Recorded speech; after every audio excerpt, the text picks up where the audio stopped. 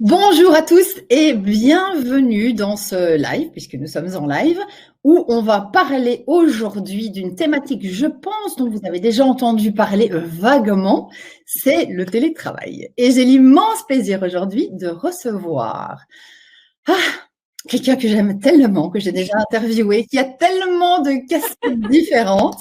Elle est belle, elle est humaine, elle est douce, voilà. Donc on va passer une heure Laissez extraordinaire. venir. Et c'est une intro de fou. Isabelle Calkins, bonjour Isabelle. Bonjour Émilie, bonjour à vous tous et à vous toutes. Alors, pour bien commencer, évidemment, ce live, si vous pouviez nous dire si vous nous entendez et si vous nous voyez, puisque à chaque fois, je le répète quand même dans un live, dans un webinaire interactif, puisque rappelons-le, vous posez vos questions quand vous voulez, c'est quand même plus facile si vous nous voyez, si vous nous entendez, hein, sinon c'est quand même un petit peu plus embêtant. Donc, dites-nous quoi dans le chat. Isabelle. Alors, Isabelle a beaucoup de cordes à son arc, dont celle qui est de pouvoir découvrir la magie de la parole et des mots, puisque ça fait plus de 12 ans maintenant qu'elle travaille en entreprise, avec des particuliers. Elle a coaché toute une série de personnes, accompagné plus de 100 TEDx speakers de mon plus bel anglais. Et donc, du coup, elle a écrit également 2 livres, puisque le premier est parti, les 2 sont aux éditions de Book. Et donc, c'est prenez la parole, prenez votre place, ceux qui ont dit déjà long sur la parole et tout ce qu'on peut faire avec. Et le deuxième qui vient de paraître, tadam, roulement de tambour, télétravail. Et donc là, on est dis donc, t'as le même. Ça se fait fou, ça. Réussissez vos visioconférences, webinaires et réunions en ligne. Donc, tout est OK. Donc, ça, c'est cool. Dans le chat, on nous entend, on nous voit. C'est top. Donc, aujourd'hui, au programme, on va évidemment parler de télétravail, mais télétravail sous des coutures un petit peu spécifiques, puisque c'est entre autres la posture. D'ailleurs, je me suis dit, faut que je m'habille bien, ma lumière. Enfin, j'ai fait une attention toute particulière parce que du coup, dans son livre, il y a plein de dessins de ce qu'on doit faire et de ce qu'on ne doit pas faire, etc. Donc, j'ai regardé, je me dis, il faudrait que je check. Donc, j'ai fait un extra check en espérant, je fais une petite prière, que tout soit OK. Et donc, aujourd'hui, on va donc aborder, on va dire 3 grosses thématiques qui seront découpées. C'est la méthode que tu as développée, la méthode STRIG. J'espère que je le dis bien. STRIG. Les 4 piliers d'un télétravail efficace, engageant, épanouissant et réussi, en gros, et les différentes lois de l'orateur. Donc, on a beaucoup de choses à voir. Alors, on le fera peut-être pas de manière découpée, puisque tu vas, comme d'habitude, raconter des histoires et faire des liens. Et vous, du coup, dans le chat, dès que vous avez une question, vous la posez. Isabelle ne regardera pas le chat, tout simplement parce qu'elle va rester concentrée sur ce qu'elle nous partage. Moi, j'aurai toujours un œil sur le chat. Je vous réponds. Et au niveau technique, nous avons 1 minute de décalage entre ce que nous disons et ce que vous recevez, ce qui n'empêche que dans une conversation, de toute façon, on pourra poser les questions. Moi, je les ai par contre directement et je les poserai à Isabelle. Voilou pour l'introduction. Alors, Isabelle, raconte-nous un petit peu ce que tu voulais nous dire, entre autres sur la méthode STRIG, qui est très intéressante et détaillée. J'aime beaucoup. Bon, alors l'idée, merci Émilie pour cette superbe introduction et Pepsi de surcroît. Tu as lu le bon livre, hein, tu appuies déjà sur les bonnes clés. Alors l'idée, c'est en fait, j'avais déjà écrit un bouquin, premier bouquin auprès de mon éditeur, et il savait que depuis 13 ans, ça fait 13 ans que je fais du coaching en prise de parole, il savait que j'avais commencé, parce que moi j'ai commencé ma profession dans le Gers, en France, dans un milieu rural. Donc, si j'avais pas Internet, c'était pas tellement possible en fait. Et donc, depuis 13 ans, je travaille par Internet. Donc, sachant ça, il m'a dit, mais quand il y a eu le premier confinement, Isabelle, prépare-nous quelque chose, donne-nous les clés. Parce que c'est vrai qu'on a tous basculé comme ça dans le télétravail à la maison sans aucune préparation. Donc, ça a été un peu difficile, ça a été, comment dire, non préparé. Et donc, l'idée, c'est vraiment de donner des outils pour savoir comment on fait. L'idée, c'est de ne plus subir les visios. Parce que ce qui se passe beaucoup, c'est qu'effectivement, il n'y a pas eu ce temps de préparation. Les gens n'ont pas eu le temps de s'intéresser au fonctionnement et à ce qui marchait en visio. Et du coup, les gens peuvent être un peu désemparés et subissent la visio. Et en fait, il n'y a aucun besoin de subir la visio. Une visio, ça peut être très efficace et ça peut être très sympa. Et donc, c'est pour ça que j'ai créé cette méthode String qui donne toutes les clés pour justement essayer d'aller chercher les fruits au maximum pour que cette visio soit intéressante et Pepsi. Et c'est ce que tu disais dans ton livre, c'est ce que tu disais, c'est qu'il ne faut pas confondre la partie de ping-pong avec une partie de tennis. Et ça, j'ai trouvé ça super intéressant d'avoir des attentes différentes, en fait. Exactement. Donc, parce que pour moi, c'est la clé numéro 1 pour vraiment réussir ces visios. Donc, dans la méthode String, chaque lettre signifie quelque chose. Le S, c'est le switch. Et pour moi, c'est vraiment la clé essentielle pour réussir une visio. Et ce switch, c'est ce dont tu parlais. Je prends l'exemple dans le bouquin, donc je fais l'analogie entre une partie de ping-pong et une partie de tennis. A priori, deux sports, mais quand même beaucoup de choses en commun, en fait, la raquette et la balle. Cependant, si on va jouer au ping-pong, on ne va pas y aller de la même façon que si on joue au tennis. Ce n'est pas la même préparation, ce n'est pas la même façon d'aborder le sport et la partie. Sinon, on se plante. Donc, le premier switch à opérer et qui est vraiment essentiel, c'est de comprendre que la prise de parole ou l'animation d'une réunion en présentiel ou en distanciel, ce sont deux exercices différents. Donc, comprenant ça, il faut donc accepter de faire le deuil du présentiel. Le présentiel, on va le retrouver quand on sera en présentiel. Là, on est en distanciel. Donc, on oublie et on ne va pas nourrir la frustration. Oh, mais moi, j'ai besoin du contact. Oh, mais moi, j'ai besoin de voir les gens. J'ai besoin. Non, on est sur un écran. Donc, l'idée, c'est de tirer le meilleur des deux mondes. C'est ça la beauté aujourd'hui d'avoir ces différents canaux de communication possibles. Hein, on a le téléphone, on a la visio, on a le présentiel, on a WhatsApp, etc.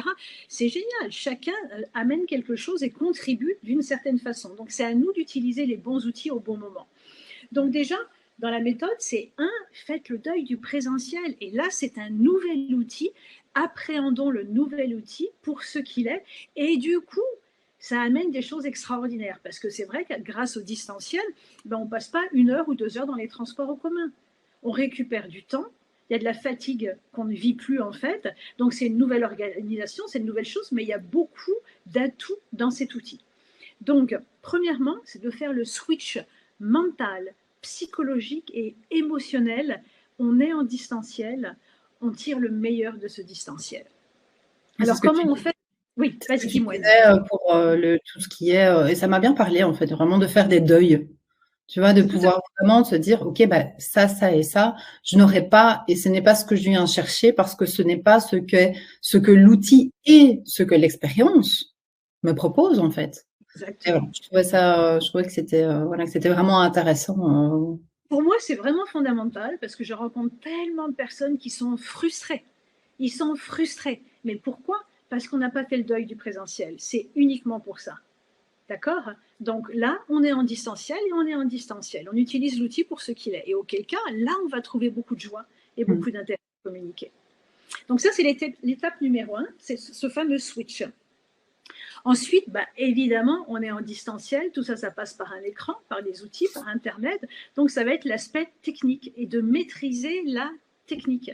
Si on veut être à l'aise et disponible pendant une intervention et pendant une réunion en distanciel, il va falloir gérer auparavant la technique. Ça veut dire, d'abord avoir une bonne connexion. Et là, dans le bouquin, je donne différents outils, différentes adresses pour tester la connexion. Et si la connexion n'est pas top, on peut mettre le câble Ethernet et ne pas rester en Wi-Fi. Si on est à la maison, on peut demander à d'autres personnes de peut-être arrêter la visio à ce moment-là pour que nous, on ait une meilleure bande passante. D'accord? Et aussi, au niveau de l'écran, si on a plein de fenêtres d'ouvertes, on va garder que la fenêtre dont on a besoin pour libérer de la bande passante également. Donc, il y a plein de petites choses comme ça, techniques à connaître, qui sont très simples en fait. Après, il va falloir connaître l'application sur laquelle on travaille. D'accord? Donc, il faut tester. Il faut faire un travail préalable. Et plus on va faire ce travail correctement, plus on sera à l'aise et on sera disponible au moment de la visio. Si on ne le travaille pas, on sait qu'on va être fébrile sur la technique et on va craindre le pépin technique. Donc, c'est pour ça qu'il faut vraiment faire un tour de chauffe et tester avec des collègues, avec des amis, peu importe. on teste l'outil. Et on verra que c'est important de connaître les différentes applications de l'outil, en fait, les différentes fonctionnalités que permet l'outil. Donc, oui, dans tout ce qui est technique, tu en parles aussi, c'est le plus simple, le cas échéant, c'est de déléguer, quoi. Comme ça retire la pression technique, quoi. C'est exactement ça, et la plupart des gens n'y pensent pas en fait, parce qu'on est un petit peu dans le déni de la technique. Donc non, si vous voulez vivre une bonne visio, que tout se passe bien et que vous soyez en présence, en conscience, il faut gérer et maîtriser cette technique. Donc vous faites votre part du job, et si vous vous rendez compte que vraiment ça le fait pas, c'est pas votre domaine, vous vous sentez pas bien avec ça, déléguez. On oublie. Mais déléguer, ou même s'il y a une réunion, demander à un collègue qui est plus à l'aise en technique, ça t'ennuie, toi, de gérer l'aspect technique, le backup, etc. Il y a des personnes qui adorent ça, en fait. Donc, c'est pas la peine de porter un fardeau si d'autres sont complètement à l'aise avec cette fonction, en fait. Et dans ton livre, tu dis aussi, d'ailleurs, tu donnes des exemples de que faire quand ça bug au niveau technique. Le nombre de webinaires que j'ai déjà fait où je me suis fait éjecter de ma propre salle et en général, je préviens les personnes que j'interviewe en disant, écoute, si jamais je suis éjectée, a priori, je reviens, continue. Et c'est vrai que je pense qu'à partir du moment où tu fais des choses, webinaires, où tu es en live, etc., il faut être préparé psychologiquement à être éjecté. Tu maximises les potentialités pour que ça fonctionne correctement. Après, de toute façon, la technique, c'est la technique. T'es jamais à l'abri. On discutait justement de la météo juste avant. Alors, il fait 21 degrés chez Isabelle. Pour ceux qui sont en Belgique à l'heure actuelle, vous savez qu'hier, nous avons eu des grêlons et que dans 2 jours, il fait 25 degrés. Donc, allez comprendre. Mais du coup, quand c'est du temps comme ça, en général, la connexion parfois peut sauter. Donc voilà. Et donc, Isabelle donne plein d'exemples de que faire pour ne pas mourir quand ça va.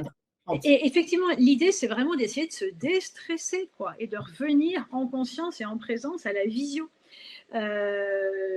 L'idée, c'est vraiment de faire de son mieux. Donc, comme tu dis, il faut préparer, il faut tester, etc.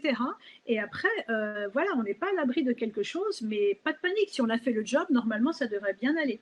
Moi, j'aime bien raconter une petite anecdote que j'ai vécue il n'y a pas si longtemps, où j'enseigne à des étudiants, et notamment une fois, je les avais pendant 6h30 sur une journée. C'est quand même assez long. Et le matin, on démarre à 9h, et je fais, alors ils sont 18, et je fais un tour de table. Pour leur demander, je leur donne 2 minutes à chacun, qu'ils me disent comment ils vont, etc. Et on verra que c'est important, ça. Mais heureusement que je l'ai fait. Heureusement que je l'ai fait, parce que je me suis rendu compte qu'ils n'allaient pas bien du tout. Et que de leur donner ces 2 minutes, ils ont pu se déposer.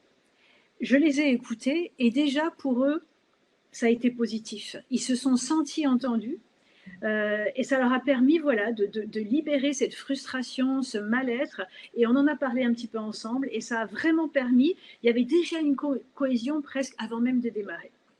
Donc ça, c'était très important. Mais là où je voulais en venir, c'est que le matin, à un moment, je fais une pause. Hein. En milieu de matinée, je fais une pause. Et donc, je pars et je vais manger 2-3 petites amandes comme ça. Et j'ai l'impression que j'ai une petite peau d'amande qui reste bloquée un peu dans la gorge. Bref, avant de reprendre la visio, il m'arrive une chose qui ne m'arrive jamais. J'ai le hoquet. Je dis, ah ouais, super. C'était vraiment le moment pour avoir un hoquet, revenir en visio. Et donc, j'arrive et je fais des petits trucs comme ça. Je dis, bon, allez, bon, je leur dis, excusez-moi, visiblement, j'ai le hoquet, puis je continue. Mais à un moment, il y a un grand bruit comme ça. Je fais, non, ça ne va pas le faire.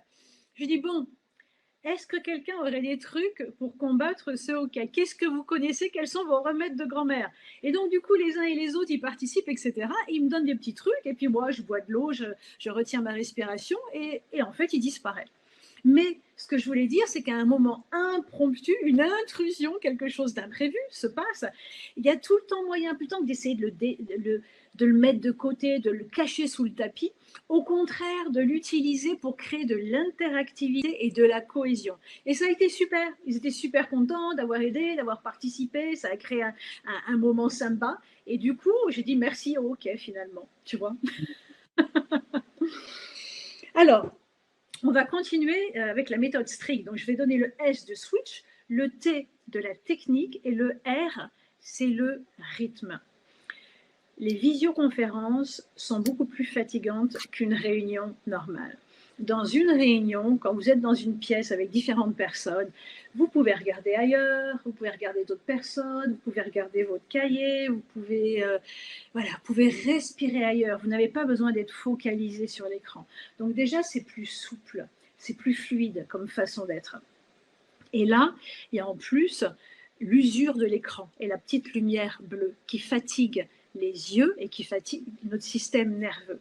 Donc, pour pallier tout ça, parce qu'on sait que l'attention des gens en visio, elle est plus courte qu'en présentiel. Donc, il va falloir, un des outils, c'est qu'il va falloir rythmer. Il va falloir rythmer à différents niveaux. Et le premier niveau, c'est ce qui concerne le déroulé. Quand vous prévoyez une réunion ou une intervention de 45 minutes à 1h15, il ne faut jamais aller au-delà, même si moi j'ai fait 6h30, je n'avais pas le choix, mais idéalement, il ne faut pas aller au-delà d'une heure, 1h15 même. Il faut créer un déroulé Pepsi.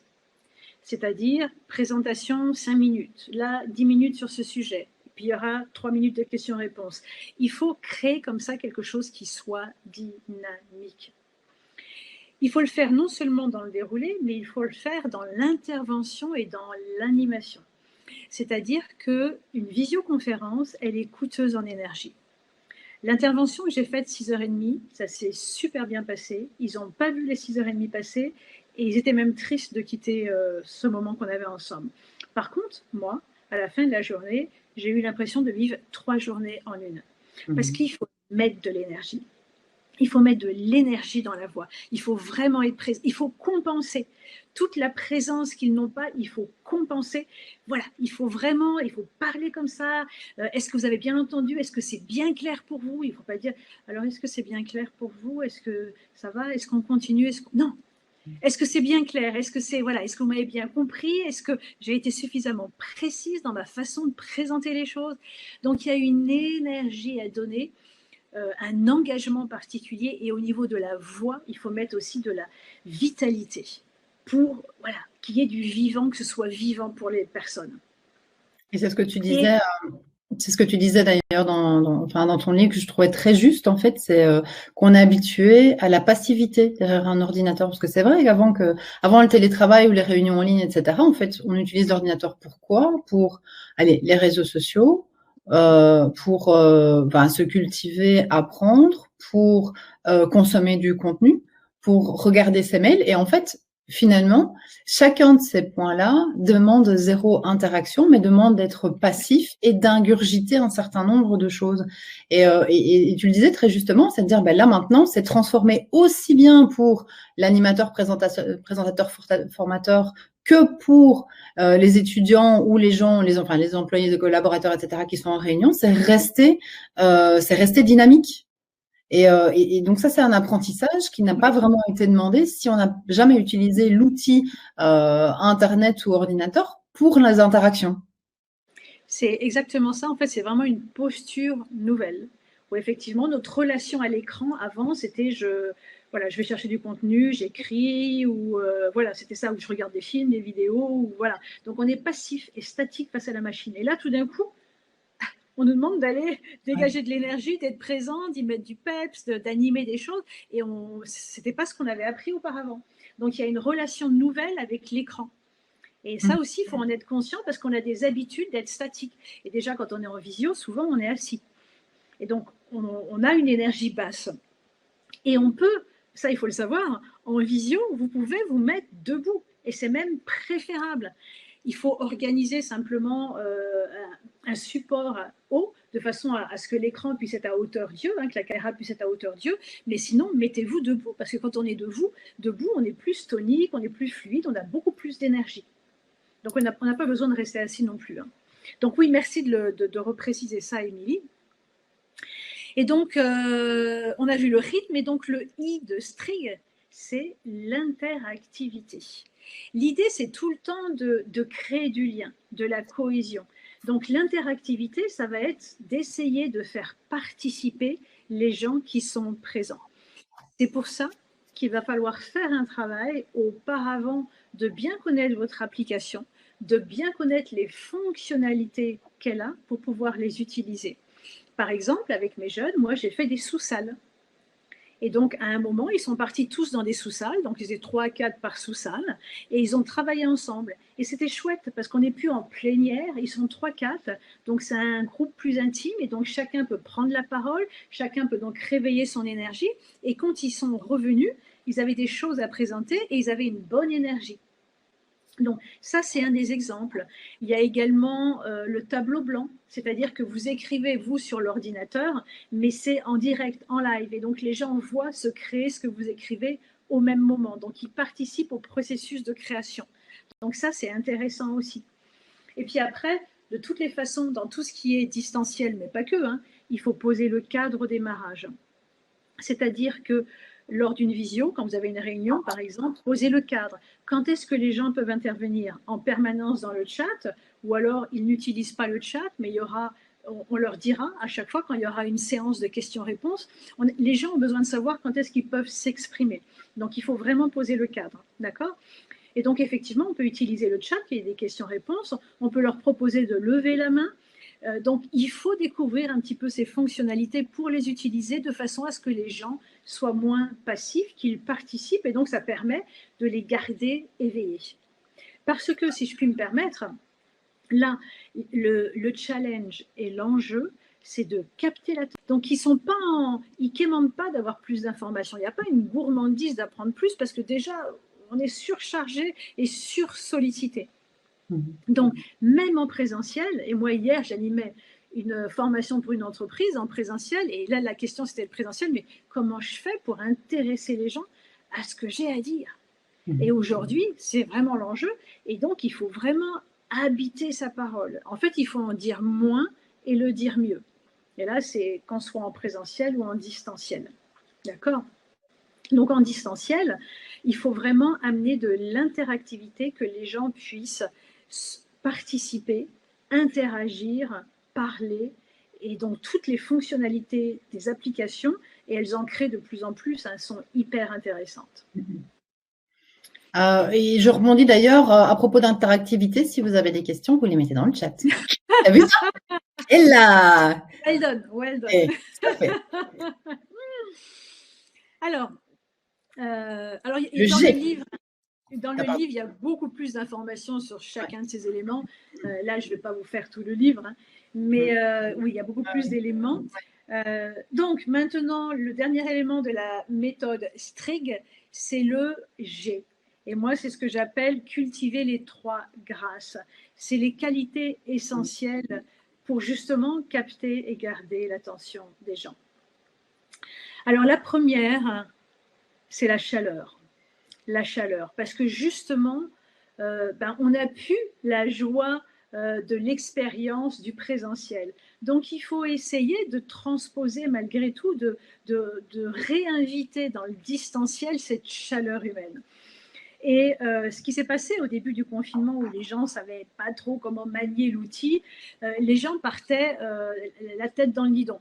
C'est-à-dire qu'il y avait une réunion et puis tout de suite, bon, l'ordre du jour, etc., etc. Et les gens se sont rendus compte que ça ne le faisait pas. Ça ne le faisait pas. Il y avait quand même du rapport humain à nourrir.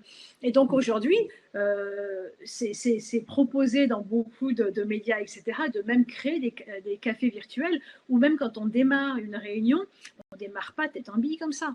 On va demander aux gens comment ils vont, ou on fait un tour de table. Et rappelle-toi l'exemple que j'ai donné avec mes étudiants, à quel point ça a été salvateur. Il faut donner la parole, il faut ramener de l'humain dans ce contexte de visio. Donc, souvent, on peut se laisser enserrer par l'aspect technique et ne faire que du job, en fait. Hein. Ordre du jour, on y va, questions-réponses, etc. Mais au bout d'un moment, on assèche le potentiel humain. Et donc, il y aura moins de créativité, il y aura moins de communication, il y aura moins de collaboration. Donc, il faut être conscient de ça et il faut ramener de l'humain, de la dimension humaine, et à travers la chaleur, c'est donc de la convivialité. C'est donc de demander aux gens comment ils vont, comment ça se passe pour eux, etc. Donc, il faut penser à ramener cette dimension humaine dans les échanges. Et on a le droit... Vas-y, Émilie. C'est ce que tu disais, hein, en fait, d'avoir vraiment... donc, tu as tout l'aspect non-verbal, échange, alchimie, chimie, etc., qui n'est pas présent. Donc, c'est gagner en efficacité, en concision, de dire moins, mais plus impactant. Mais par contre, que le temps qui est gagné ou l'efficacité qui est impulsée, bah, doit être aussi complétée par peut-être plus de chaleur, bah, comme tu le disais, c'est vraiment le ton de la voix, etc. Y a rien qui passe en visio. C'est-à-dire qu'à partir du moment où on est un peu bof, et tu me montrais vraiment des exemples entre quelqu'un qui parle comme ça, quelqu'un qui est, faut pas pour autant se droguer ou être shooté, hein. Je veux dire, il y a une in-between, mais il y a vraiment ce côté, amener plus de chaleur pour contrebalancer la froideur de la distance et il y a plus le toucher non plus. Il y a toute une série de choses qui n'existent plus, et donc de contrebalancer ça. Donc efficacité, concision pour ne pas donner une masse d'informations et noyer la personne et la perdre finalement. Et puis en même temps contrebalancer ça par de la chaleur. C'est bien ça? Oui, c'est tout à fait ça. C'est tout à fait ça. Et donc ça, c'était une des grâces, mais il y en a 3. Et les 2 autres, donc la suivante, c'est l'engagement. L'engagement. Et en fait, ça reprend, ça synthétise un petit peu ce qu'on a vu sur l'interactivité, le rythme, etc.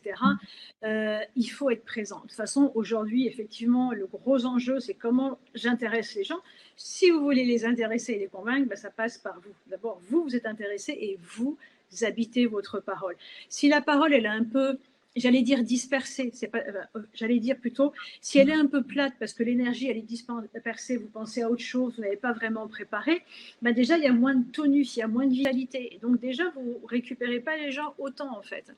Donc l'engagement, c'est vraiment une façon d'avoir bien préparé votre intervention pour pouvoir donner les bons éléments et impacter les gens. Et il faut vraiment faire acte de présence, il faut être habité, il faut vraiment aller chercher l'énergie plus qu'en présentiel pour justement vraiment intéresser les gens.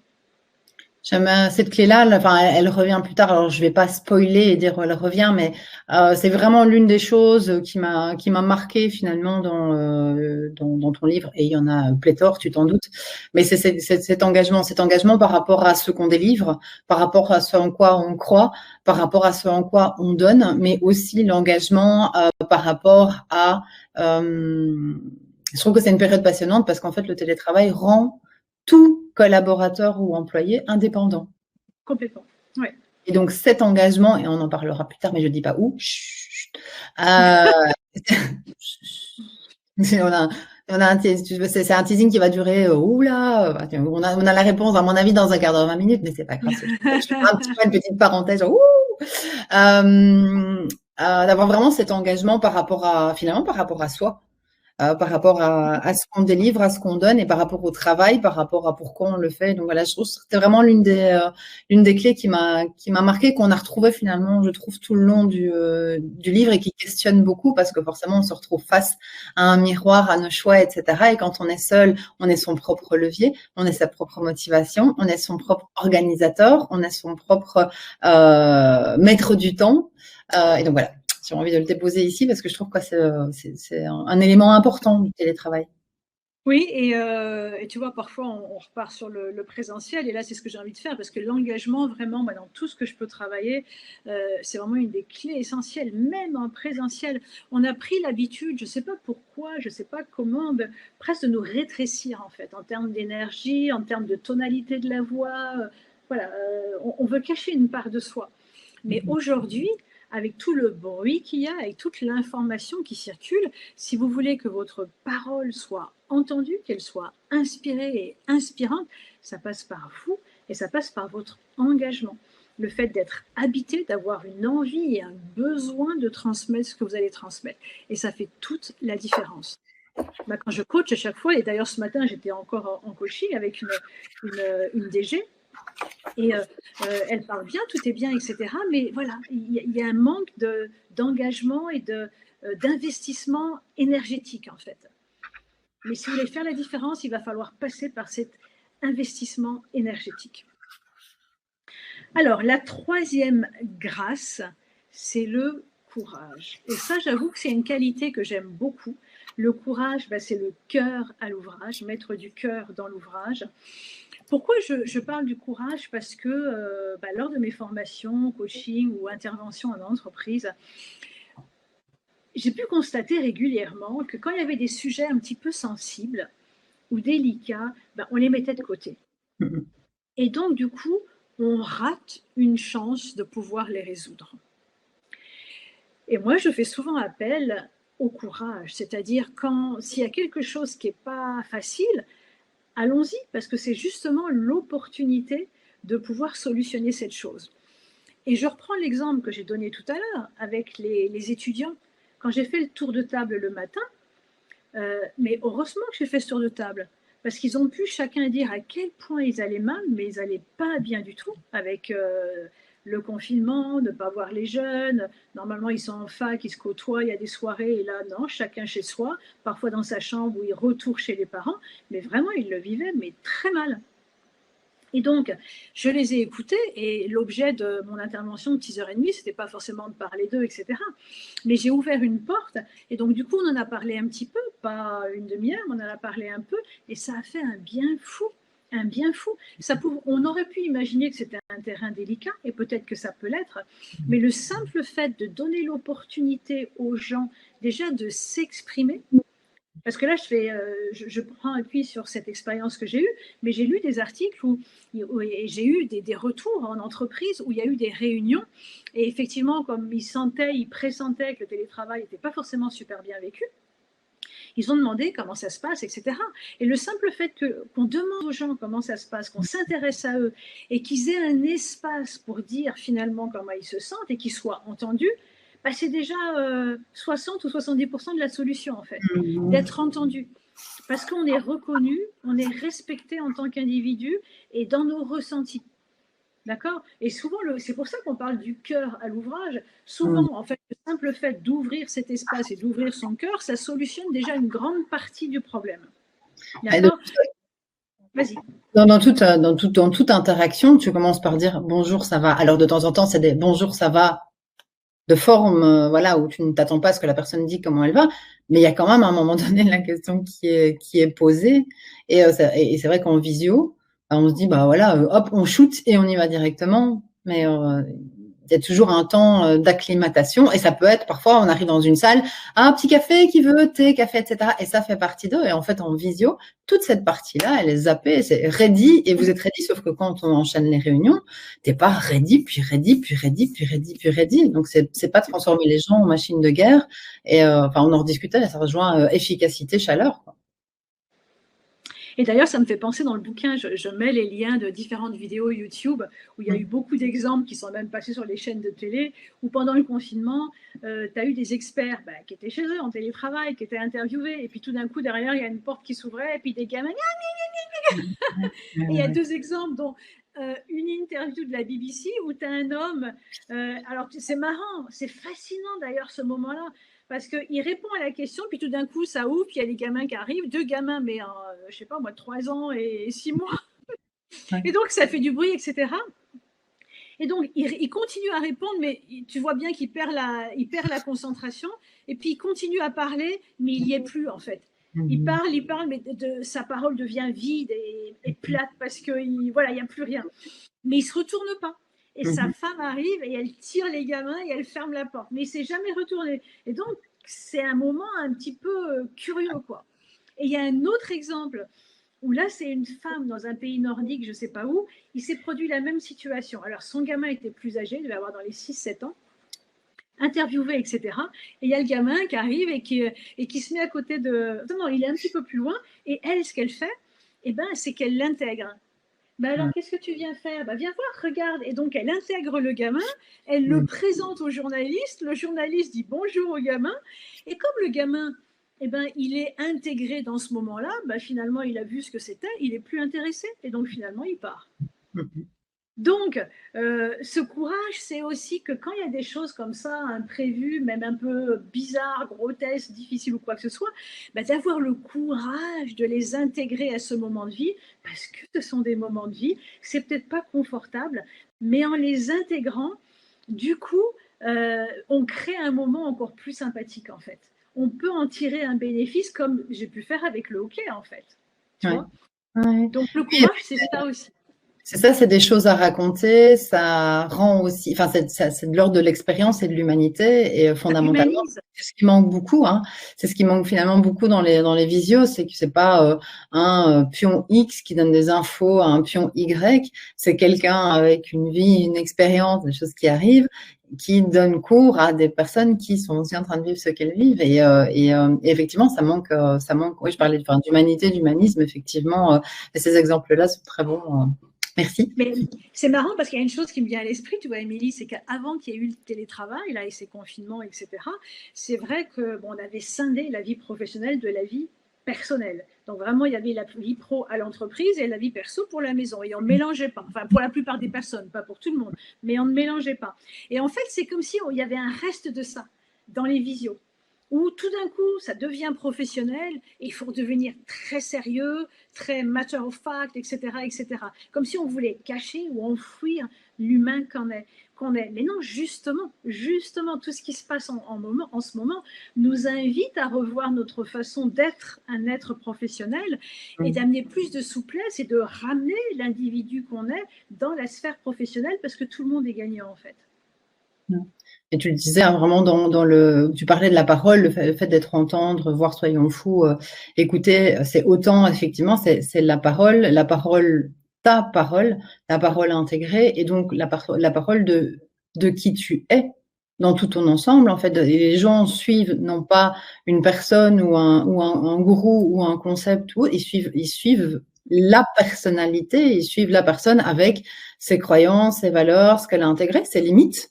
Et en intégrant vraiment cette dimension à 100% dans l'expérience, on peut marquer plus, comme tu l'as fait finalement avec le hockey, le fait de pouvoir aussi, bah oui, avoir le courage de le déposer, t'as marqué ta propre limite en disant, les gars, je sais pas comment faire en fait. Si je suis censée être là, en même temps, je sais plus parler correctement, je sais pas me concentrer. Trouvons une solution ensemble, et ça crée du lien en fait. C'est magique.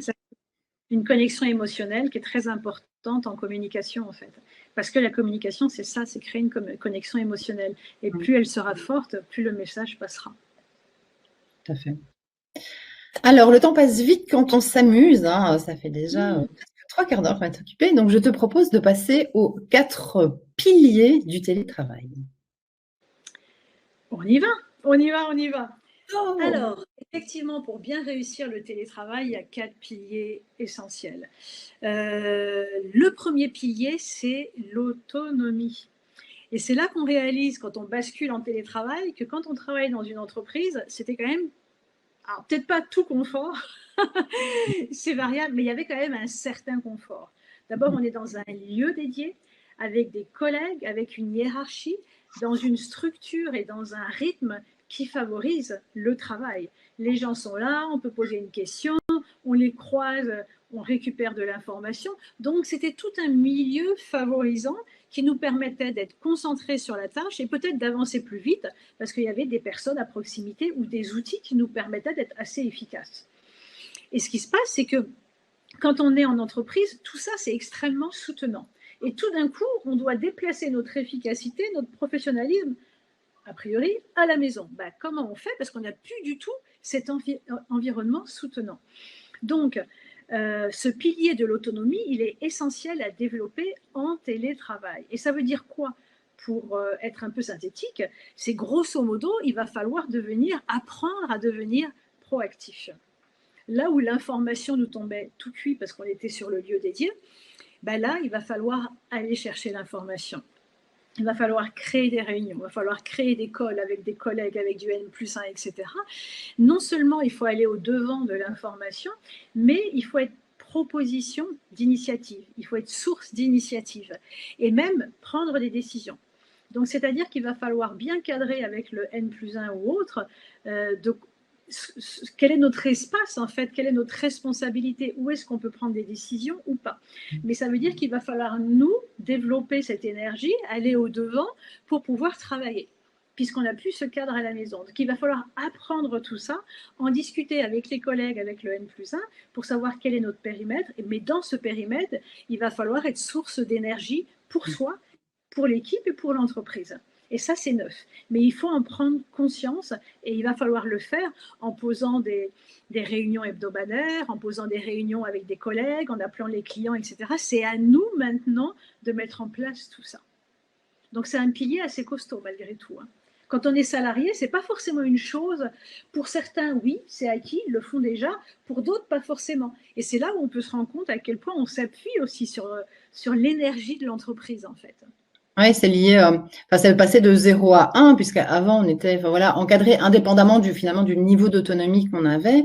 Là, on est passé presque, et ça tient à ce dont on discutait tantôt, tu vois, à l'engagement, ça tient aussi à l'organisation. C'est-à-dire, tiens, comment est-ce que je fais là-dedans pour trouver mon chemin et être 100% autonome finalement, même s'il y a des réunions et que c'est voilà, timé, organisé, etc. Mine de rien, il y a la vie de famille, personnelle, enfin, il y a un certain nombre de choses à gérer au milieu de tout ça et d'avoir cette propre autonomie comme personne devant finalement allumer le moteur, mais savoir aussi prioriser en fait, non-stop prioriser, quitte à dire ok, est-ce que je commence ma réunion ou je vais d'abord chercher un verre d'eau. Enfin, c'est non-stop, organisation, priorisation et être effectivement, tu l'as dit, proactif plutôt que réactif. Complètement. Et donc ça, c'est neuf. Pour beaucoup de personnes, ça peut être neuf. Et c'est là où on s'en rend compte que, finalement, bah oui, je ne faisais pas ça. C'était pris en charge par un écosystème présent dans mon entreprise, en fait. Donc ça, c'est le premier pilier. Il y aura encore plus de choses à dire, évidemment. Je donne les éléments les plus essentiels. Le deuxième pilier, c'est l'organisation. J'avais spoilé un peu, mais le lien était tellement fort. Bah oui, ça, je comprends. Alors, et l'organisation, c'est pas évident quand on est chez soi. Quand on a des enfants en bas âge, etc. Parce qu'il y a télétravail et télétravail. Ceux qui ont leur espace, c'est beaucoup plus facile que quand il y a une famille, il peut y avoir un conjoint, il y a des enfants en bas âge, c'est parfois un peu compliqué. Donc l'organisation, il va falloir apprendre à s'organiser. Au niveau des agendas, il va falloir mettre dans les agendas la préparation de réunions, la préparation de présentations, etc. Tout ça, il faut le rentrer dans l'agenda, de façon à ce que la journée de travail n'empiète pas sur la vie privée ou pas trop. Et surtout, il va falloir mettre en place, oui, des habitudes. Par exemple, alors ça peut être le vendredi soir ou le dimanche, de planifier la semaine à venir, en laissant des espaces vides pour les imprévus, etc. Mais il faut apprendre à planifier du coup. Et puis, ce qui est intéressant, c'est chaque jour, en fin de journée, de faire la to-do list du lendemain. C'est plus coûteux en termes d'énergie de se réveiller le matin et de dire « Ah, qu'est-ce que je fais maintenant ?» et de faire une liste que de la faire la veille, où on est déjà dans le rythme, on a déjà l'esprit aiguisé, vif et alerte, et de poser la liste pour le lendemain. On est déjà dans l'énergie, donc c'est très simple. Donc ça, les to-do list à faire la veille au soir pour le lendemain. Donc ça, c'est des petits tips d'organisation qui sont hyper efficaces. Donc voilà, le deuxième pilier, c'est l'organisation. Tu veux ajouter quelque chose là-dessus ou pas, Émilie ? Non, enfin, à la fois, il y a tellement à dire sur l'organisation, c'est vraiment la clé, c'est laisser zéro latitude à rien du tout. Moi, je fais ma liste de tâches, je la time. Je mets des tâches similaires ensemble. Voilà, je fonctionne avec différentes choses et c'est vraiment dire, tiens, voilà ce que je fais tous les jours, mais je vais jusqu'à vraiment découper à outrance et en fait sortir dès que j'ai un truc à faire. Je le note pour que ça ne me reste pas en tête parce que quelque chose qui n'est pas noté occupe l'esprit en disant il y a ça, il y a ça, il y a ça, il y a ça, ça et tu penses à 25 000 choses et si tu ne le notes pas, tu te dis je vais m'en souvenir, sauf que quand tu fais une tâche similaire, je prends par exemple l'admin où ça peut être de la créa, du graphisme, enfin l'écriture, on peut faire vraiment plein de choses. Du coup on commence et puis on fait un virement et puis hop on coupe tout et on se dit oh mince j'ai oublié de faire ça et en fait quand on ne note pas tout ce qu'on a à faire, on le fait de manière épars, sauf que se reconnecter, se remettre dedans, etc. Et on le dit, les tâches similaires prennent finalement moins de temps quand elles sont faites ensemble. Et je crois qu'il faut genre 7 minutes pour se reconcentrer quand on a été, interrompu. Donc il y a des choses. Moi, j'ai aucune notification pour rien. Je travaille avec de la musique ou un casque anti-bruit. D'ailleurs, même quand je suis chez moi toute seule. Donc il y a vraiment, c'est apprendre en fait, je pense fondamentalement à se connaître et savoir quel moment je fais quoi. Moi, je veux dire, je sais que fin de matinée ou cette heure-ci, typiquement, c'est excellent pour les réunions parce qu'en termes de production, Je suis vraiment pas bonne. Par contre, j'ai commencé à 6 heures ce matin. Entre 6 et 9, moi, j'avais fait ma journée, quoi. Exactement. Donc ça, c'est exactement ce que tu dis, c'est que chacun doit apprendre à se connaître, quels sont ses rythmes. Il y a des gens qui préfèrent travailler le soir, de 6 à 9, un truc comme ça, tu vois. Moi, je suis du matin aussi. Moi, je suis hyper efficace le matin. Moi, je me suis réveillée très tôt ce matin aussi, pareil. Et là, j'ai produit beaucoup de choses, des écrits, des choses comme ça, etc. Et après, du coup, je mets le cerveau un petit peu à la sieste et je fais des choses plus simples après. Ouais. Donc voilà, ça fait partie effectivement de tout ça. Mais ça, c'est une chance du télétravail aussi de réapprendre tout ça en fait, hein, et de se responsabiliser. Donc c'est très intéressant à ce niveau-là en fait. Hein. Après, toi et moi, enfin voilà, on est effectivement indépendantes, on a une société, donc c'est vrai que les gens qui travaillent en entreprise, c'est plus compliqué de dire ah ben non, je vais pas prendre des réunions à ce moment-là parce que je suis bien meilleure pour ça. Mais si vous avez une petite équipe, ça vaudrait peut-être le coup de voir comment vous pouvez vous réorganiser ou être là pour le quart d'heure où on fait le brief ou enfin voilà, essayer de vous organiser autrement que, enfin de toute façon, une journée de réunion. Comme on dit chez nous en Belgique, ça ne va rien. Enfin, on n'est pas productif et on ne sait pas rester derrière sa chaise un certain nombre de temps. Donc, vraiment une réflexion à avoir par rapport à l'organisation. Mais c'est vrai que si vous pouvez déjà vous connaître et savoir, tiens, quand est-ce que vous êtes plutôt créatif ou quand c'est mieux d'aller vous promener parce que de toute façon, vous faites rien de bon et vous devez recharger vos batteries. Et les moments où vous êtes, en termes de production, vous êtes vraiment très, très bon. Bah, si vous pouvez déjà regarder, enfin, poser votre regard là-dessus, ça vous permet peut-être déjà d'aiguiller, d'organiser votre travail et d'être finalement beaucoup plus, et je pense que c'est ça qui tue pas mal de gens, c'est d'être en réactivité plutôt qu'en proactivité parce que c'est ça qui donne un sens, c'est ça qui nourrit. Bah voilà. Nadine, avec plaisir. Voilà. Elle disait, Nadine nous remercie. Merci Nadine. Alors, troisième pilier. Tu veux dire quelque chose, Émilie? Non, je disais troisième pilier. Ah voilà. Nous sommes synchro. Comme d'habitude. C'est voilà, c'est l'adaptation. Ça, c'est vraiment ce que nous demande le télétravail. Mais ça aussi, c'est intéressant. Hein, c'est vraiment intéressant. Et ça nous demande une adaptation. Et justement, tout à l'heure, j'en parlais du fait que la vie professionnelle avait été vraiment détachée de la vie personnelle. Là, en télétravail, où on est souvent chez soi. Alors, c'est vrai qu'il y a du télétravail dans des lieux partagés aussi, hein, où là, c'est plus simple. Mais quand on est chez soi, on est chez soi. Donc, on est un humain et c'est OK. C'est-à-dire que si on est interrompu, par exemple, il ne faut pas le prendre comme une catastrophe. Il faut justement l'incorporer. Même si vous... Alors, idéalement, quand vous avez une réunion, vous avez des gosses à la maison ou le conjoint, etc., bah déjà, prévenez. Voilà, pendant une heure et demie, j'ai une réunion. Merci de ne pas me déranger. Je serai avec vous après. Ou, voilà, mais laissez-moi, pas de bruit, etc. Donc, posez déjà les règles. Si il y a un enfant en bas âge ou le chien qui devait pousser la porte et arriver, ça arrive, ça arrive. Donc, il faut arrêter de vouloir renvoyer une image propre, pro, un petit peu qui manque de chaleur en fait. Du fait que vous travaillez chez vous, ce genre de choses est amené à se produire. Donc, il faut simplement s'y préparer et assumer la chose, ne pas le prendre comme une catastrophe et ne pas être dans le déni quand ça se produit. Et comme on le disait tout à l'heure, dans la mesure où ça doit se produire, eh bien, acceptons la chose, intégrons-le à ce moment-là pour qu'elle parte le plus rapidement possible. Donc, il y a vraiment toute une adaptation. Il y a également, si vous êtes chez soi, évidemment, en termes d'adaptation, c'est essayer de vous créer, dans la mesure du possible, un lieu pour vous, un lieu de travail. De ne pas être dans la chambre à coucher, de ne pas être dans la cuisine où vous êtes dérangé, où c'est un lieu de passage. Donc, essayez de créer un lieu pour vous, où déjà, ce sera un lieu ancré, où les enfants, le conjoint ou les autres personnes qui vivent à la maison sauront déjà que quand vous êtes là, eh ben, a priori, il ne faut pas vous déranger. Donc, il y a toute une communication. En fait, c'est vraiment à réagencer une vie à la maison, puisque désormais, parce que même si la vie reprend maintenant et qu'il y aura moins de télétravail, les gens vont probablement garder des journées en télétravail. Il y a un grand désir de la part des salariés de garder quelques journées en télétravail. Pas pour tout le monde, mais pour certains. Et donc, fatalement, les gens vont vivre en télétravail. Donc, il faut vraiment poser les règles pour que tout soit acquis et que les personnes à la maison sachent comment agir et réagir quand vous travaillez. Donc, l'adaptation, c'est vraiment prendre conscience également que vous ramenez la vie professionnelle dans la vie personnelle et donc fatalement il y aura des interférences et c'est OK, c'est OK, ça fait partie du jeu, il n'y a pas de problème avec ça. D'accord? Donc, là aussi, c'est un petit peu un switch d'arrêter même dans nos esprits, parce que physiquement, c'est plus séparé, mais mentalement, intellectuellement, de vouloir encore quelque part séparer, ça l'est plus. Donc non, quand vous travaillez, vous avez la posture du professionnel, etc., mais il y a le personnel qui est pas loin.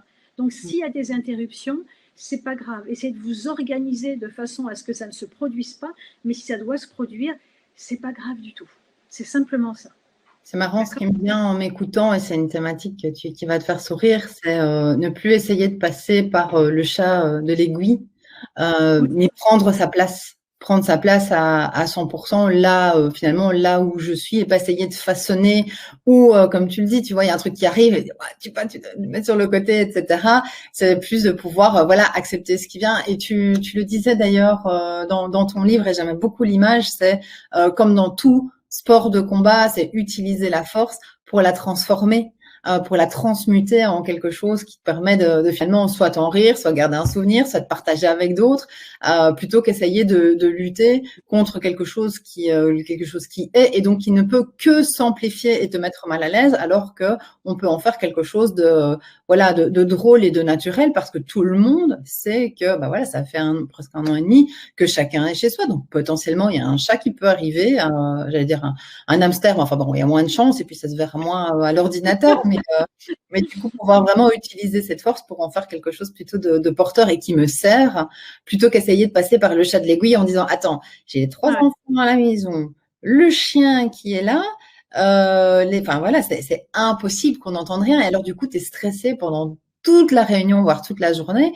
voire toute la semaine, voire tout le mois, parce que c'est une situation qui reste. Et donc, c'est pouvoir, à mon sens en tout cas, et c'est ce que tu disais très justement, pouvoir vraiment prendre pleinement sa place en disant j'accueille tout ce qui vient. Moi, tu vois, je trouve que le télétravail, comme toute chose dans la vie, comme tout outil, il y a des aspects négatifs et il y a des aspects positifs. Et là, le télétravail, il vient nous chercher dans des habitudes qui parfois étaient un peu, alors toxique, le mot est un peu fort, hein, mais des habitudes qu'on ne questionnait pas, mais qui ne nous rendaient pas pour autant heureux. Et là, par exemple, ce qui se joue aussi, c'est l'image de soi. C'est ça aussi, de vouloir renvoyer l'image d'un professionnel sérieux, etc. Mais c'est pas parce que le chat passe ou qu'un enfant vient frapper à la porte que vous n'êtes plus sérieux. Pas du tout, ça n'a rien à voir avec ça. Et les gens le comprennent très bien. Donc l'idée, c'est un petit peu de... on était un peu, comment dire, tendu dans la posture du professionnel. Et là, c'est d'être vraiment professionnel, de l'incarner dans son essence et en même temps d'être plus jovial dans la façon d'être. Donc ça, je trouve ça hyper intéressant parce que c'est une invitation. Le télétravail nous invite à revisiter notre posture de professionnel, en fait, et de se détacher un petit peu de choses un peu superficielles et de se détendre, en fait, hein, de se détendre, tout simplement. Alors, le Quatrième. Alors, le quatrième pilier, alors les piliers, vous l'aurez compris, hein, c'est des éléments transversaux pour réussir son télétravail.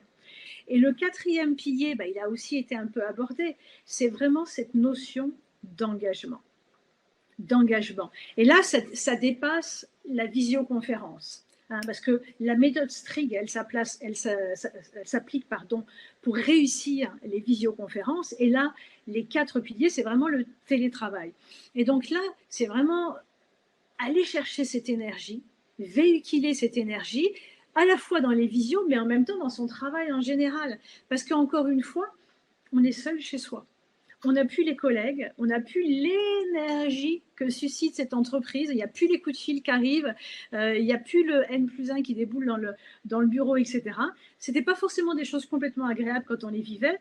Et en même temps, ça générait une énergie à laquelle il nous était plus facile de participer et de contribuer. Là, on est chez soi et c'est à nous de générer cette énergie. Donc, il va falloir un engagement à la fois en termes d'énergie, mais quand on est en visio, mais également pour créer cet emploi du temps. Pour quand parfois on se fatigue ou on s'use, aller passer le coup de fil malgré tout. Il faut apprendre à se mettre en énergie. Apprendre à se mettre en énergie au niveau de l'emploi du temps, au niveau des visios, au niveau des coups de fil qu'on a à passer, au niveau des démarches qu'on a à faire. Et c'est nous qui devons démarrer tout ça. Donc en termes d'énergie, c'est plus coûteux. Mais c'est comme ça que ça fonctionne et on peut y mettre de la bonne énergie sympathique aussi. Hein. Ce qui est intéressant aussi, et là je pense que j'ai perdu le fil de ma pensée, je voulais dire autre chose, non, au niveau de l'engagement justement, si on veut bien gérer cette énergie, il faut aussi apprendre dans ces journées en télétravail de faire des pauses et de s'arrêter. On ne va pas rester toute la journée face à l'écran. Idéalement, on passe 45 minutes, 1 heure devant l'écran et après on se lève. On va bouger un petit peu. Et d'ailleurs, dans le bouquin, j'ai des planches d'exercices de gymnastique parce qu'il faut faire des rotations, il faut s'étirer comme ça. Le corps n'est pas fait pour rester assis. Le corps est fait pour bouger. Donc, on est souvent assis, donc il faut se lever, il faut étirer le corps, il faut faire des rotations. Il faut boire également, il faut avoir une bouteille d'eau à côté de soi, notamment quand on fait des visios. Il faut une bouteille d'eau, il faut un verre d'eau pour s'hydrater régulièrement. Et puis, il faut sortir aussi. Allez sortir un moment, prenez l'air, respirez l'air, mettez de la musique à un moment, faites des pauses, parce que le télétravail et être face à un écran, ça use et ça pompe de l'énergie beaucoup plus que quand on est en présentiel. Donc, il ne faut pas se batailler contre ça. Il faut être intelligent et avoir conscience de ça. Donc, prévoyez des plages horaires en moyenne d'1 heure et après, pendant 5 à 7 minutes, autre chose. Autre chose, bougez le corps, détendez-vous, allez parler à quelqu'un, sortez votre chien, allez faire une promenade. Mais il faut vraiment gérer ces plages horaires. Et il ne faut pas se laisser engloutir par le travail, ni par le télétravail, ni par le travail. Donc, il faut prévoir aussi des moments de convivialité. Par exemple, vous prenez 1 heure ou 1 heure et demie pour le déjeuner, et maintenant que les restos, enfin je ne sais pas en Belgique, mais en France, les restos en terrasse ont réouvert, donc allez vous prévoir un déjeuner. Pareil, pareil en Belgique. Voilà, allez vous prévoir un déjeuner en terrasse avec un collègue. Vous êtes dehors, vous parlez, vous voyez quelqu'un, et du coup, revenir à l'écran sera beaucoup plus agréable.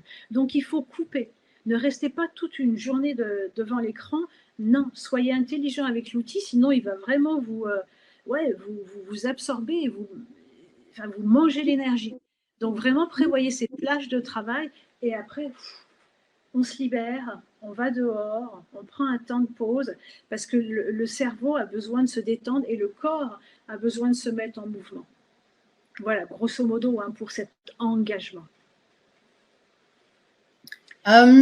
Donc, je te propose de faire un petit, je vais faire, récapituler la méthode Strigg, les quatre piliers, et on peut peut-être alors, est-ce que c'est en 5 minutes aborder les lois de l'orateur, ça fait sens pour toi? Sachant qu'ils reprennent en fait les différents points. Oui. Donc, pour rappel, hein, la méthode Strigg, c'est quoi? J'ai mon copion. Donc, c'est… De quoi? Vas-y, je t'écoute. Tu veux le faire? Tu veux que je le fasse ou tu veux le faire? Je ne suis pas sûre. Écoute, tu peux le faire. Je ne sais pas pourquoi quelque chose me dit que tu le feras mieux que moi. Okay. Alors, méthode Strigg, c'est opérer le switch. Ces 2 exercices, le présentiel et le distanciel, sont 2 exercices différemment. Donc, faites le deuil du présentiel pour pouvoir être impliqué et engagé dans le distanciel. Donc, 1, c'est opérer ce switch mentalement. T, c'est maîtriser la technique. Travailler à préparer la technique, découvrir comment elle fonctionne, tester. Et si vraiment vous n'y arrivez pas, mais ce n'est pas un problème, il y a une solution. Déléguer ou demander à un collègue d'être en backup, etc. Trouvez la solution tout simplement. OK ? R, c'est apporter du rythme à votre visioconférence. Je suis au taquet, en fait, j'ai décidé de faire les mouvements pendant que tu expliques, tu vois. Parfait. Donc, le rythme, c'est à la fois dans le déroulé, quand vous prévoyez votre visioconférence, mettez du rythme dans les différentes séquences. Et en même temps, mettez du rythme dans la voix et mettez du rythme dans la distribution de la parole. D'accord ? Vous êtes maître du temps. Proposez des interventions et des prises de parole courtes et gérez bien les prises de parole. Invitez tout le monde à prendre la parole, et notamment les timides. Et d'ailleurs, le télétravail et les visioconférences, c'est vraiment une chance pour les timides parce qu'il n'y a plus la pression du groupe. Et en même temps, c'est une chance, les personnes qui sont trop bavards, tu as 2 minutes d'intervention et pas plus. Voilà, donc on régule la parole et ça, c'est vraiment super. Donc là, j'en étais à I, c'est interactivité. Donc, utilisez tous les outils de l'application pour créer de l'interactivité de façon à ce que les gens puissent participer et être éveillés, être mis en mouvement. Ensuite, le G. G, c'est les 3 grâces, c'est les 3 qualités essentielles. C'est la chaleur, c'est l'engagement et c'est le courage. Et ensuite, il y a les 4 piliers du télétravail. Comment réussir son télétravail? De quoi tu te souviens, Émilie? On y va, on tente les. Oh, c'est horrible. C'est l'engagement, l'engagement, l'autonomie, l'autonomie. l'organisation, Mais génial. la natation. Triché, j'avoue, j'ai regardé un peu mon copion, mais je ne pouvais pas ne pas savoir, ça va pas. Je suis de première loge. Et, non, donc voilà, les quatre piliers essentiels. Merci pour ce résumé impactant et fort. Peut-être les lois de l'orateur que je trouve très chouette. En plus, c'est dit en mode Yoda. Alors, tu vois, typiquement, mon Mac vient de me dire branchez votre ordinateur, sinon vous risquez de. Donc, on ne va pas se prendre la tête. Je vais me lever, je vais aller. C'est possible tout ça. Nous restons humains, même dans le milieu professionnel. Donc, je vais me lever parce que, quand même, mon chargeur, je ne l'avais pas mis très loin. J'avais quand même anticipé au cas où. Je vais mettre. Voilà, et je vais brancher mon ordinateur. Et ça va durer quelques secondes. D'accord, Émilie? Et donc, par contre, ton chat, entre-temps, ne va pas revenir. Puisqu'on lui a demandé, il fait beau chez Isabelle, et donc elle s'est dit peut-être mon chat va vouloir rentrer au milieu de la conférence, mais a priori, elle avait l'air de s'être mise d'accord avec lui, et voilà, c'était un engagement. Donc, ce n'est pas le chat, c'est le chargeur. Mais voilà. Parce que, et je branche mon chargeur, voilà. Il y en a voilà. Voilà. Parfait. Et donc, ce qui est intéressant, c'est que mon chat souvent se promène et c'est vraiment curieux. Il choisit des moments où il plonge tout d'un coup sur le clavier. Il est loin, puis tout d'un coup, je le vois arriver. C'est vraiment bizarre.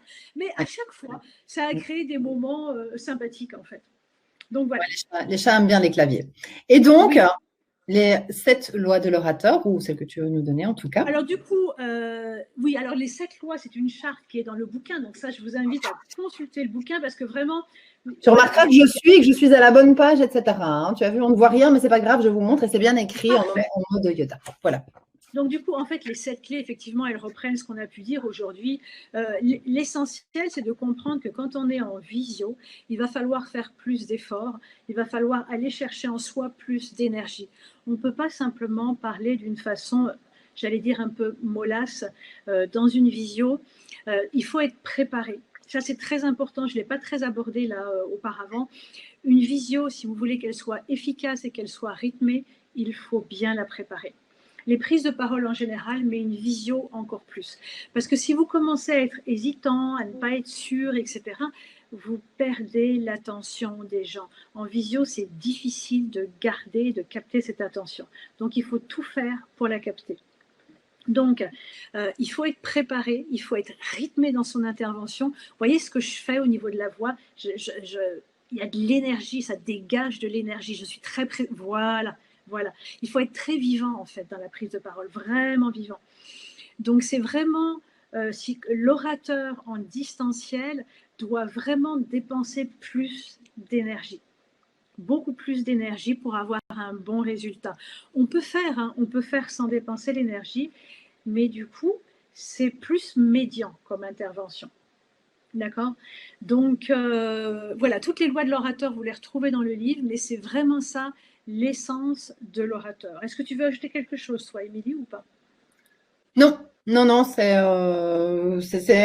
ça qui est compliqué, c'est un mélange d'être, tu sais, c'est un peu comme les vidéos, tu dis, waouh, c'est dingue, elle était bien la vidéo, tu l'as fait du premier coup. Enfin, non, en fait, on la prépare pendant des jours, voire on apprend son texte, et finalement on l'a fait. Et donc les meilleures interventions, c'est celles qui sont préparées à outrance pour permettre justement d'ajouter cette vie, ce dynamisme, ces inflexions, etc., qui font que tu peux te concentrer à 100% sur ta presta réelle et sur la connexion avec les participants parce que tu connais tellement bien ta matière et tu sais exactement où tu vas. Tu sais, c'est Winston Churchill qui disait « Un discours improvisé a été travaillé 3 fois ». Ouais, c'est ça. Et il y a aussi le fait qu'aujourd'hui, on est dans une société qui tourbillonne, qui va très vite et qui est sur des automatismes. Et en fait, souvent, les gens parlent vite et même parfois trop vite. Ce qui fait qu'ils parlent, mais ils ne sont pas forcément dans leurs mots au moment où ils les disent. C'est très fréquent ça, d'accord? En visio, si on veut impacter, il faut vraiment aussi, paradoxalement, ralentir le rythme pour être vraiment présent à ce que vous transmettez. Plus vous serez présent à ce que vous transmettez, plus les gens vont avoir envie de vous écouter. Et vous écouteront naturellement parce que vous allez les impacter. Parce qu'il y aura de l'énergie dans chacun des mots que vous allez transmettre. Il y aura une présence. D'accord? Et ça, en visio, c'est très important. Ça l'est aussi en présentiel. Et c'est vraiment un travail que je fais beaucoup avec les différentes personnes avec qui je travaille, pour intervenir en présentiel, c'est d'arrêter d'être trop rapide. Quand on est trop rapide, fatalement, on est un petit peu plus plat. Et quand on prend plus de temps, on peut mettre plus de relief dans la façon de présenter et dans la voix et dans la modulation de la voix. Ouais. Par contre, je te propose qu'on prenne, enfin, tu vois, 5 minutes pour les faire. Tu crois que c'est bien parce que du coup, je pense qu'on les a déjà abordés, mais comme ça permet aux gens peut-être, tu vois, d'avoir vraiment les 7 lois, sachant qu'en fait, on a vu la méthode stricte qui, effectivement, tu l'as dit, est intrinsèque aux réunions, qu'on a vu les 4 piliers qui est transversal pour le télétravail. Oui. Peut-être du coup, d'un point de vue de l'intervenant, énumérer juste cette loi qui ventile, comme ça, les gens terminent peut-être, nos invités terminent leur lunch à leur aise et puis on ne tient pas tout l'après-midi parce qu'on pourrait tranquillement discuter tout l'après-midi tous ensemble de la parole et du télétravail, tellement le sujet est passionnant. Sans compter la compagnie qui est très bonne entre nous ceux-ci. Donc du coup, tu as la page, tu veux les lire? Je te laisse. Alors, ma plus belle voix. Allez. Loi numéro 1. La technique, je maîtrise ou je délègue. Loi numéro 2. La préparation, je soigne. On vient d'en discuter. Loi numéro 3, mon environnement, j'organise. Mon chat, mes enfants, mon mari, mon hockey. Voilà, je prévois. Loi 4, de la chaleur et du rythme, je donne. Là, je pense que c'est le plus bel exemple, c'est de pouvoir, voilà, ça avec le regard, tout ce qu'on a dit. Loi 5, de l'interaction, je crée. Donc là, on en a discuté largement avec tous les outils. D'ailleurs, dans le livre, vous avez plein d'outils qui vous permettent de créer de l'interaction. Les icebreakers. Ouais, c'est ça. Loi 6, pleinement et précisément, je communique. Là, je pense qu'on peut remettre aussi là-dedans le fait d'incarner sa parole. Oui. D'être en interaction, d'être à l'écoute. Et loi 7, joie. J'aime bien celle-là. Enfin, je les aime bien d'autres. Là, joie et engagement, je manifeste. Alors là, on a beaucoup parlé de l'engagement. La joie, c'est les petites paillettes en plus. Et en même temps, il y a plein d'autres explications. J'ai beaucoup aimé aussi qu'il y a pas mal d'exercices physiques que vous pouvez faire. Il y a même des QR codes où on peut voir voilà, des vidéos de ce qu'il faut faire et pas faire, la lumière, comment poser. C'est ça, il y a tous les éléments qu'on n'a pas abordés techniques du cadre. La caméra, la distance, le cadrage, la lumière, l'arrière-plan. Et tout ça, c'est très important pour la personne qui vous écoute, parce que si tous ces éléments ne fonctionnent pas très bien, comme ce matin, la personne que j'ai eue, elle était à contre-jour. En fait, je ne voyais pas l'expression de son visage. Donc, elle a dû changer, etc. Parce que si on ne voit pas l'expression, on ne voit pas ce que la personne pense, ressent, etc. Donc, il faut créer du confort pour vos auditeurs. Et donc, tous ces éléments techniques sont hyper importants. Donc, l'objet de l'intervention et du bouquin, c'est qu'en fait, on est passé en télétravail d'une façon tellement brutale et brusque qu'on n'a pas eu le temps de préparer. Et que finalement, on continue avec des habitudes qu'on a prises. Et là, c'est prendre le temps d'aller voir en fait comment ça fonctionne, parce que du coup, vous allez éprouver beaucoup plus de plaisir et vos interventions seront beaucoup plus efficaces. Et c'est agréable parce que le télétravail, c'est quand même fait pour durer. Ouais. Oui, c'était la tendance à plaquer en fait ce qu'on faisait avant à d'autres outils, d'autres moyens de communiquer, d'autres feedbacks, d'autres ressentis. Et donc voilà, je trouve que ça pose un regard vraiment intéressant. Et je crois que pour moi, en tout cas, tout est résumé dans on ne joue pas au ping-pong ou au tennis de la même manière. Ça n'est pas le même sport. Et voilà. Donc voilà. Je te remercie. Merci infiniment, Émilie. Merci. riche et plaisante. Et tu sais bien que voilà, c'est toujours un régal de te recevoir et de discuter avec toi. Ton livre disponible, attention, ici, et ça tombe bien, Isabelle avait le même, c'est un truc de fou. Isabelle Calkins, c'est dingue. Réussissez vos visioconférences, webinaires et réunions en ligne disponibles chez Debook.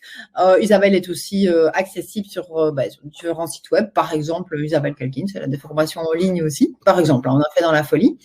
Donc voilà, j'espère que ça vous a plu, que vous avez passé un lunch inspirant, que vous avez appris plein de trucs, que vous allez pouvoir améliorer, si c'est améliorable évidemment, vos réunions. Et que ça a donné envie, j'espère que ça a donné envie justement de travailler sur ces éléments, quoi, c'est ça. Ouais. D'en savoir plus, de découper, voilà, que ça pique votre curiosité aussi. Avec plaisir à tout le monde, parce qu'on nous remercie dans le chat, donc j'ai dit avec plaisir.